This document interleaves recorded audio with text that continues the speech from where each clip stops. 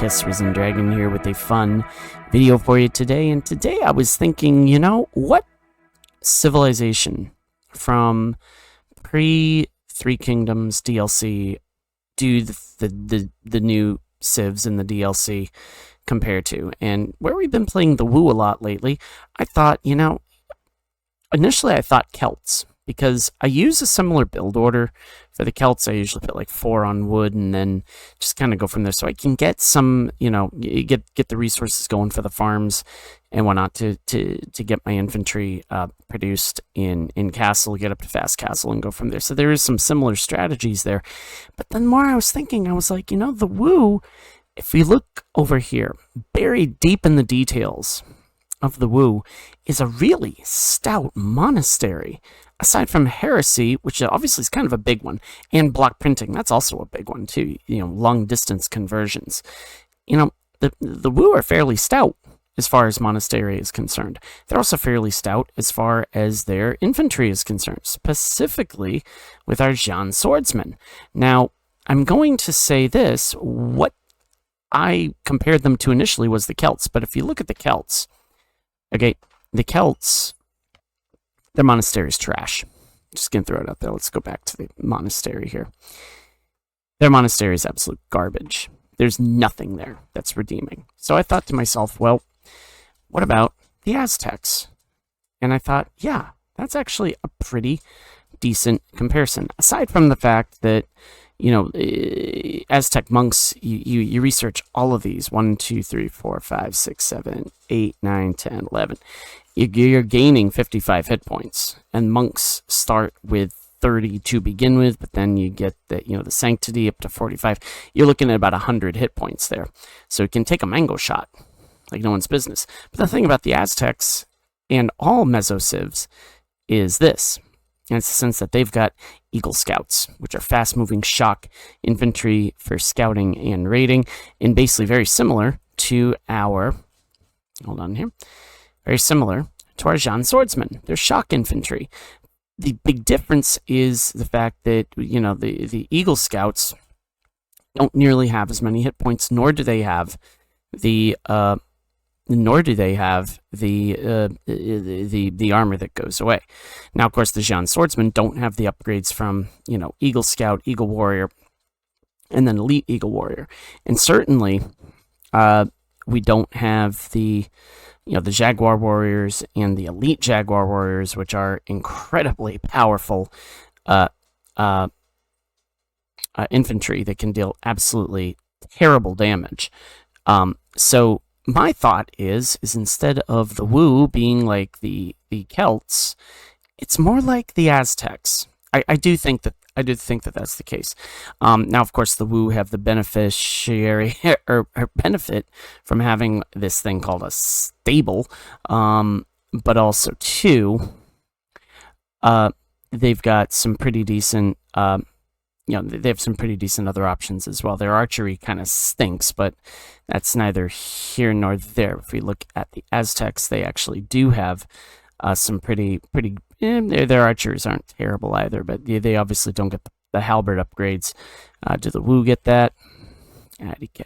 Let's see. Yeah, no, they do get the halberd upgrades. So there we go. So again, the Aztecs and the Woo have a lot in common, I think. So I think, honestly, if you're going to play the Woo and you play the Aztecs, this is actually going to be a pretty decent transition for you. So I know I played the Aztecs a lot when I was in college. They were like a civ that I stuck with, and the Woo are giving me shades of that. So I think that with the monastery being what it is for the Woo and the monastery being what it is for the Aztecs, I do think that there is some similarities. Now, granted, the monks for the Woo do not, gain the benefits of some of those things. But the point is that I honestly think if you're looking for a civ to compare the Woo to, I think the Aztecs are pretty dang close. So we're going to take a look at a game, that I played a few days ago on Acropolis, and you'll see kind of how we didn't get the best start, but we were able to finish strong. So without further ado, let's get to the battlefield.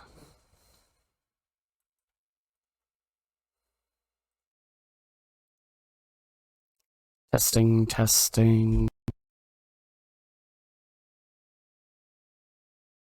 1, 2, 3. Testing 1, 2, 3. Perfect. Here we go. So this is our game against Hef 58. They're a player from the United States. We're playing on Acropolis. Now, Acropolis is an interesting one because basically you're on high ground here. Your opponent's on high ground over here, and you got some like fun resources in the middle. Hence why it's called Acropolis. Very similar to the Greek building and site of the same name. Again, fairly standard opening here for us. We try to get up to castle as quickly as possible, obviously, so we can get access to the giant swordsman. Not proud of the idle TC in this particular game, but that's neither here nor there. Again, with the Wu, you're trying to you want to get access to your shock infantry as soon as humanly possible. And as such, we go barracks We go barracks fairly early, around the 6:30 mark. So we get that going. We get that up at least. We get into the mill as well, and we throw our militia down. This almost counts. Would this count as a drush? I don't know if this counts as a drush. Maybe you got to do that a little bit earlier. But the point is, we get these two, Mo, Larry, and Curly up and running. We even get we get our loom up. And we get the, obviously we get that going. Now here, we do get, we start haranguing them, start harassing them a little bit. And, just to disrupt them a little bit, get that going. Not necessarily a drush per se. By the way, a drush is a rush of military in the Dark Age. I go up to feudal, they go up to feudal. We just keep kind of harassing them. We find the base, obviously. We go up to long swords right away. Let's slow down. And we just continue to make their lives miserable. Now we're playing against the Magyars, just in case, they're a cavalry civ. They defeat wolves with one strike. Their scout cav line costs 15% less. Their melee attack upgrades are free, which is insane. Their unique unit is Magyar Hussar, which is a cavalry. Their unique techs are Corvinian armor. The gold cost for the Hussar is replaced by an additional food cost, and the recurve bow, which is mounted archers, get +1 attack, +1 range. Now, of course, they go town bell, and we try to take out a few of the. We already have one eco kill, which is pretty good at this phase, and we get a few more of them going on. They discover a few of our llamas, and we take them back. We reclaim them. So. But here we still get a few, we actually get a few military kills as well with those. But now here they're just kind of sitting and chilling. Now here I'm thinking, okay, they've got, they're gonna have cavalry. We're gonna need to figure it out how to counter that. Now of course we're still just harassing them at this point. We're still just, and they're throwing spears at me. I'm like, why are you throwing spears? And again, we're not looking to... The point of a drush is not necessarily to kill, per se, just annoy. And I think we did a pretty good job of that early on here. I don't know if it counts as a full drush, but they go wheelbarrow way too early. Usually go wheelbarrow going up to castle. I learned very early on, don't get that upgrade till you're in, like, castle. Or right before you go to castle. So anyways... we start getting some farms. Idle TC, way too much. Floated a little bit of wood there, threw it into farms. But again, we're taking out their military pretty easily. We got a few kids here with multiple kills. These ones kind of hang back. We do send the spears forward once we realize, well, wait a minute, they're not really attacking me. So let's make the most of it. The thing about Acropolis is you're on high ground to begin with. So any sort of ranged attack, like they should have gone like range or something here. And I thought of it. I thought of going range, but because again, you're on a hill and the range bonus gets, it improves damage. So, we got a nice little group of military here. Our scout's a little bit weak, but we got a few spears thrown. We got 2 spears, 5 man-at-arms, and 1 scout with 4 vills. They get the double bit. We get the horse collar. I don't think I get double bit until much, much later, but as you see, our vill count is fairly equal. Res collected, I'm a little bit higher, higher rated there. They get a watchtower thrown up, and I'm like, okay, well, I two can play that game. You'll see in a second. They start then coming after me with the the spears and the horsemen, and I'm like, all right, or the cavalry, I should say. What am I talking about? They take out my scout, and that's fine. I take out their scout, and notice 9-1 for the kill count, and that just does not get any better for them. It really doesn't. We'll switch to the view. I like to show you kind of what I see, because I think it's important for people to see kind of what is seen here by everybody. But we get this going on. They try to pick off a few of my small injured guys, and they fail miserably. Again, we 10-1 as far as those sorts of kills are concerned. So we're up, not up, but we are looking to go up. We got 12 farms. Ideally, you should be going up to castle with at least like 17 or 19, but we keep the TC humming, even though we delayed for a little bit. We do try to take out their mining camp.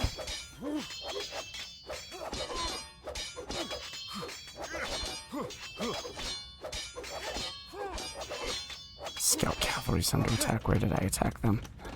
And then we get a villager going here. We get a villager into their base. Oh yeah, we a few of the cav come in. We just dispatch them fairly straight away. They get a kill off of us. No, that's fine. I take out their guys and just continue to hack away. We take out their mining camp. Do they have another one? No, they don't. So that was actually a pretty good kill for us. We go up to castle, not in the time I would like, but I tried with this one. This is my first time playing Acropolis, so I wasn't really sure what to do. But here I get in with the Vill, and again 17 military kills. So quite clearly we were. We're just harassing them at this point. And then they throw the cavalry at us. They take out a few of my weak guys. I take out a few of theirs. Now watch this. This is kind of cool. I mean, I take out that. It's that one spearman that spearman that we threw in there. It just does an incredible amount of damage. They try to get a tower up to defend, but we're just like, nope, we're not doing that. Not doing that. Now, could I have done this a little bit more, like say around the wood line? I probably could have, but I was like, deny them the golds so that they can't really get in on any of the whatchamacallit. So they can't get in on any of the the night stuff that comes out later. So that was my goal, and I think we achieved that pretty well. Now here, it's kind of a Pyrrhic victory. They take out what's left of my army, and this Vill just sacrifices herself for the greater good. You got the guard tower, and down she goes. And now Jean Swordsman just start getting spammed like no one's business. Like we were just spamming the Jean Swordsman. We don't. They idled their TC quite a bit, and we do too, which kind of sucked, but now it is what it is. We get that second TC going up right here, kind of like right in the middle, so we get access to the mines and stuff. Maybe a little bit of food there with the box turtles and stuff, but we get the Jean Swordsman going, and that's where we really are starting to wreck. Now, once more, as you're gonna see. They've got 8. We get the upgrades. We even get fletching in, which you'll see does come in handy. Our guard tower's just it's done. Don't worry about that. Anyways, we get the TC going. We got more Vills up and humming, and we start to throw a little bit more onto farms and whatnot. So, yeah, this is. And notice too, it took them so long to get back up onto gold because they had to take care of the tower that was there. Now, do I agree with what they did here? using the cavalry to do it? Yeah, probably not. But you know, chainmail armor coming in for us. We're gonna get a university going. I thought I was building a monastery. I gotta get the hotkeys down. But anyways, obviously, Jean Swordsman. Not as many as I'm used to. As you can see, though, we threw a lot of our production into our villagers. You know, getting them on the same hotkey, definitely very important. Very, very important. University goes up, and then we eventually, they just get horse collar, and we don't get any of our other upgrades. But you want to get these, you know, double bit and horse collar as soon as you can, as soon as you get up to feudal. Just get those as soon as you possibly can. We do construct the university. I meant to build a monastery, and I didn't realize it. I see the relic there. I'm like, all right, we'll get that. We'll get that. But then we get a siege workshop going, and I notice I'm floating quite a bit of wood on this. As you see, we start really taking the control of as far as the as far as the vil production is concerned. And here we start marching our villagers forward, and we're going to drop a castle right here. Just kind of, it's not the greatest placement, but there's really no place for me to put it, like right here. So I just throw it up right there. They go up to castle too, and you know, here we start to, you know, kind of just assert ourselves. They get a lot of their upgrades coming in. We don't get wheelbarrow. But if you notice, we kind of threw a lot of it into our, you know, chainmail and stuff like that. So we got some more Jean Swordsmen coming in. Why do I not get a mango? I know I get a mango going somewhere, but they're on 1 TC, we're on 2. And yeah, we're down in the gap here. We're down in this, you know, gap here. So we're trying to do that. Now they do see me. I do want to show you this. They do see my castle going up. But these guys are just, you know, kind of chilling at home. They're like, not paying attention. So anyways, kind of a break for us, but unlucky for them. And what do I do here? Oh yeah, and then we get a mango going. Now, the mango does not do what it I mean, I throw it forward, but we start to then and also notice military 19 to 10. Our res collecting is about 1,000 more. The castle goes up just in time, and these are caught. They go for the mango, and they have spears. I'm like, and I don't chase. That's the big thing. You know, cavalry, infantry is not going to be able to keep up with cavalry, so don't chase them. But notice, look what they're doing. There's no, like, they're barely doing any damage to me. So that's the benefit of the Jean Swordsman and their armor, is it barely does any damage whatsoever. You know, so you can literally take shots from cavalry and be relatively okay. And the mango chases after me and whatnot, but it you know, a distraction at the very least. They get into, they get in here to try to take out my Jean Swordsman, and here with the house, it's just gonna go down in flames. Do I have arson? Oh. Did I get arson? No, I didn't. No, I didn't. I did not get arson. But I get in, and it was at that moment that Kafka 58 decided to resign. So, as you can see, we definitely had the advantage throughout the game. They did a lot with their tech, but pretty much we were ahead as far as economy, military. You know, across the board, we were better in this match. We had 48 kills, so we were able to really do some damage early on, just keeping them on their back foot, you know, just really from the outside. I don't think this was a drush per se, because I don't know if I had the numbers for it, but just enough militia to keep them honest in the Dark Age and realize, hey, I'm not playing around here. So anyways, their food production was a lot better than ours, but our wood, our gold, and stone, barely for stone, but they weren't able to invest it. Eco, we were up. That's not a very good time, but again, first time I'd played Acropolis, and I was getting used to the map, but we were able to go up to castle pretty quickly. Exploration-wise, we were not as good, but tech-wise, or sorry, society-wise, we had more vills. We didn't take out a ton of vills, if I'm not mistaken. We did not. Oh no, we had 10 eco kills, so that was actually really good for us. And actions per minute, we were pretty good around 20. So not great, not terrible. But I do think that this.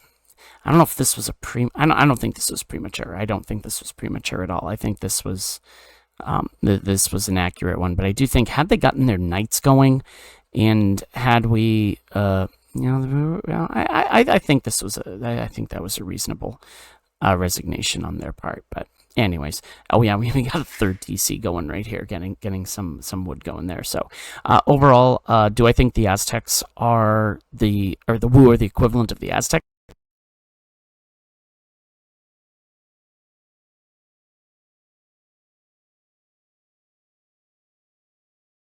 Right. There we go.